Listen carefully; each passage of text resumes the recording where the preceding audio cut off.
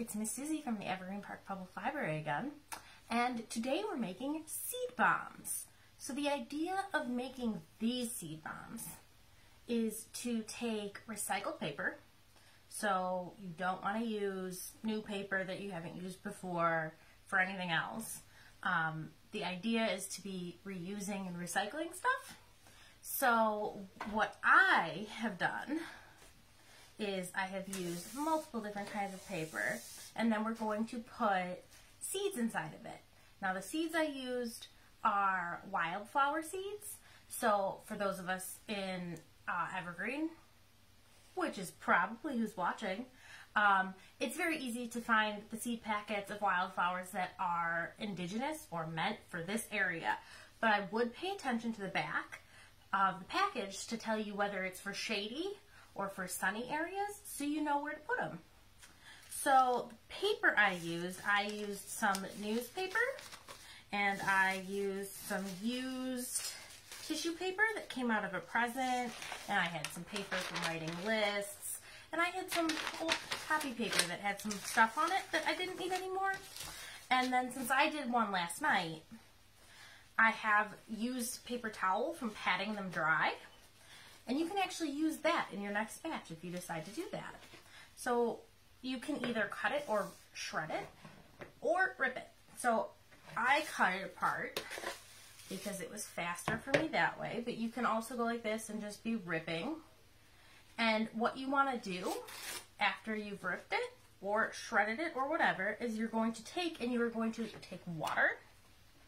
I have water in this cup so you can see it. You put your paper in whatever you're probably going to blend it in, because you're going to need either an immersion blender, a drink blender like a bar blender, or you can use, I don't know if anyone else has these smoothie blenders. You can use these.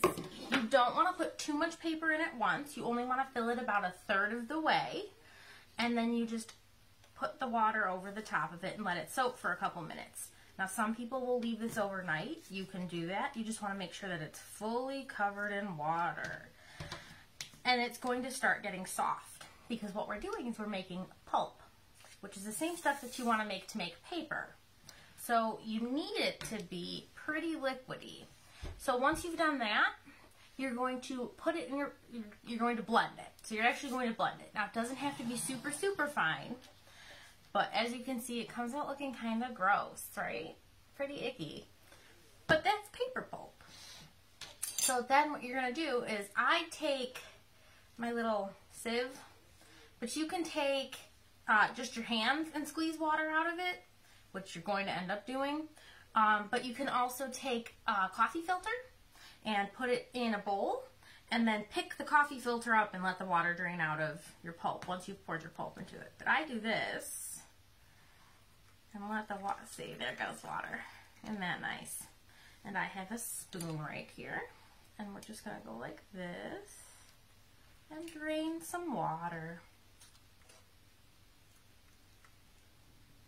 So once I have a decent amount of water out of it, doesn't have to be perfect, but a decent amount of water out of it, I just take and I put my seeds, put some seeds inside of it.